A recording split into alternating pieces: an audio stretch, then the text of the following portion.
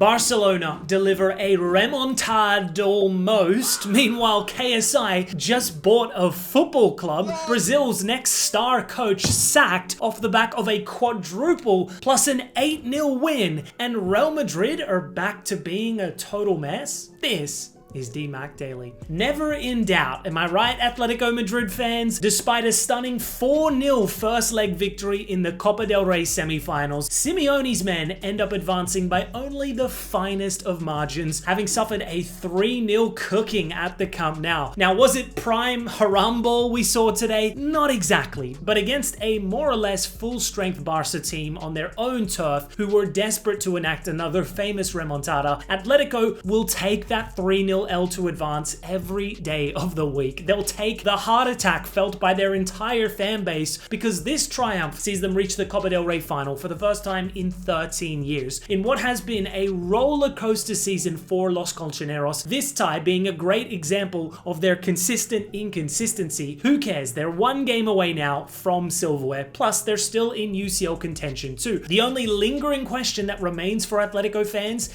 is, will Griezmann be available to play in the final? The Frenchman's been heavily linked with an imminent MLS move to Orlando in recent weeks, but Simeone remains desperate to keep the 34-year-old a little longer, saying Griezmann is pure talent, pure quality. I love him. I hope he will be with us. Focusing on the home side, and it's mixed feelings because in isolation it was a fantastic performance, but thanks to that calamity at the Metropolitano, it was always going to be an almighty task. Their 18-year-old star carried once again today. A ridiculous performance, 14 successful dribbles. What other winger in world football is doing this? Ridiculous player. The guy had more touches in the opposition box than the entire Atletico Madrid team combined. Ruggeri couldn't get near him all game. I was equally impressed with fellow La Masia product Marc Bernal too. Bag and a brace today. That's 4 in the last month for the towering midfielder. He's starting to really kick on post ACL comeback and is only 18 years old himself. Academy merchants this club, but sadly for the Blaugrana faithful, 3-0 wasn't enough for them to get over the line. There's still plenty to play for, sat top of La Liga and gunning for UCL glory, but perhaps a bigger blow than today's defeat were the injuries sustained by Koundé and Balde, less than ideal heading into the business end of the season. Moving to English football news, and here's a headline I didn't envision back when I was 15. YouTuber KSI agrees deal to join ownership group of Dagenham and Redbridge. Absolutely insane, yet also very on brand with KSI's career. Say what you want about the guy, but there is no denying that he is a uniquely accomplished individual. From the OG YouTube days to becoming a founding member of Sidemen, there's the boxing scene, the music career, the various entrepreneurial ventures, selling out stadiums for charity football matches, or being a guest judge on Britain's Got Talent. Long story short, Olajide Olatunji hasn't sat still for a moment in his life, so I'm not surprised that he's gone down the football ownership path, with the Athletic reporting that he has taken a 20% stake in the 6th tier club. Upon announcing this, KSI made an insanely ambitious comment stating, "With this club, I want to do the unthinkable. I want to take Dagenham and Redbridge to the Premier League." In 2026, that may sound absolutely absurd, but then again, the same was said when Ryan Reynolds and Rob McElhenney purchased non-league club Wrexham. A couple years later, and they're right on the Premier League's doorstep while selling out stadiums on the other side of the planet for pre-season tours. That's crazy. Granted, the Hollywood influence has dramatically elevated that club's status, but it's this very factor that I think makes perfect sense for someone like KSI to invest in a club of this size. He may not be ultra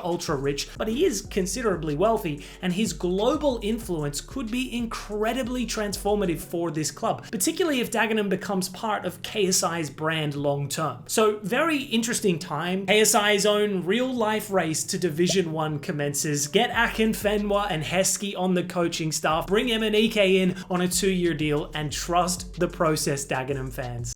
Moving to South American football news, and Flamengo may have just made one of the most baffling managerial decisions in recent football history. Just hours after the club recorded an 8-0 victory over Madureira to reach the state championship final, Filipe Luis was abruptly sacked as head coach. The timing alone stunned supporters and pundits across Brazil. Dismissing a manager after such a dominant victory is virtually unheard of, yet the decision becomes even more extraordinary history when placed in the broader context of Luis's remarkable success since stepping into management. The former Atletico Madrid, Chelsea, and Flamengo left-back has since transitioned into one of the most exciting upcoming managers in South American, dare I say, world football. Less than a year into his coaching career, and he was surprisingly given the top job at Flamengo, a decision that would mark the most successful period in the club's entire history. Within 2 months, Luis had already achieved silverware, winning the Copa do Brasil. In 2025, he then won a State Cup, a Supercopa title, followed by the Copa Libertadores, and to complete the quadruple, Flamengo won the Brazilian league title. Bro essentially completed Brazilian club football in his first full year in senior management. Yet despite those incredible achievements,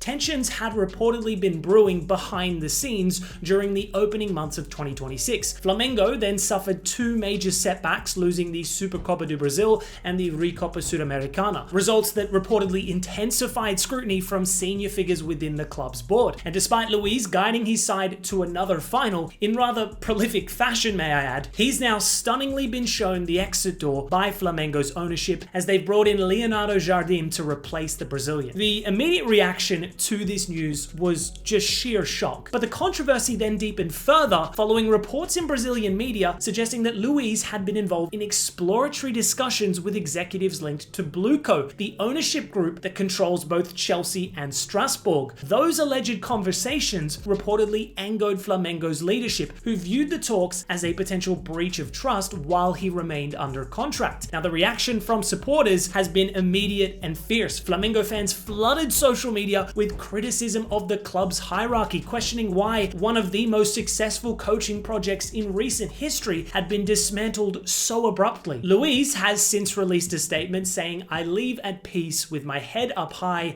and a clear conscience. Soccer is made of cycles and ours was historical." So a relatively disappointing end to what has been an otherwise phenomenal short career in management thus far. I'd assume the next chapter is now in Europe. Some have suggested that he could be the long-term successor to Simeone at Atletico Madrid. The more likely scenario at this stage is probably a Blueco move, but a crazy situation nonetheless. Sacked after an 8-0 win. That's gotta be a first. Moving back to Spanish football, and Real Madrid might just want to throw in the towel for the season at this point, because the last 24 hours or so have been the stuff of nightmares. It began at the Santiago Bernabeu, where Getafe stunned the Spanish Giants with a historic 1-0 victory, their first win in the Spanish capital in 18 years, and a result that saw the margin increase at the top of La Liga to 4 points. Yet the circumstances surrounding this match made the evening all the more damaging. Mbappe, who wasn't available due to chronic knee pain, has since been diagnosed with a sprain in his left knee, meaning he most likely won't be available for their UCL quarterfinals, and on top of that, 3 critical La Liga fixtures. Meanwhile, Rodrigo, who featured against Getafe, has since suffered an ACL rupture, meaning his season and World Cup dream is officially over. It was ugly scenes wherever you looked at the Bernabeu. Vinny Jr. was seen arguing with Madrid fans in the stadium, which is just a bad look for their under-fire winger. Meanwhile, teenage attacking midfielder Franco Mastantuono also reflected the tense atmosphere on the pitch, picking up a red card for yelling at the referee, quote, "What a disgrace. What a effing disgrace." Beyond the result, the red cards, the injury crisis in attack, and the attempted murder by Antonio Rudiger, the performance itself was dreadful. The creativity in this squad is non-existent at times. They have been a punishing watch for most of this season. Any Madrid fan that tells you otherwise is being delusional. And whilst you can never rule them out entirely, I mean, this is Real Madrid after all. They so often find a path to victory, to trophies, but it seems incredibly unlikely that this is going to be their year in any capacity. Granted, the margin in La Liga is still only 4 points with 12 games to play. That's certainly achievable, but it's the morale and overall toxicity that is haunting this club all too often this campaign. And now to close out today's episode, and Wolves have won back-to-back league games over top 5 opposition in the Prem, defeating Liverpool with a last gasp winner. Could you imagine the scenes if Wolves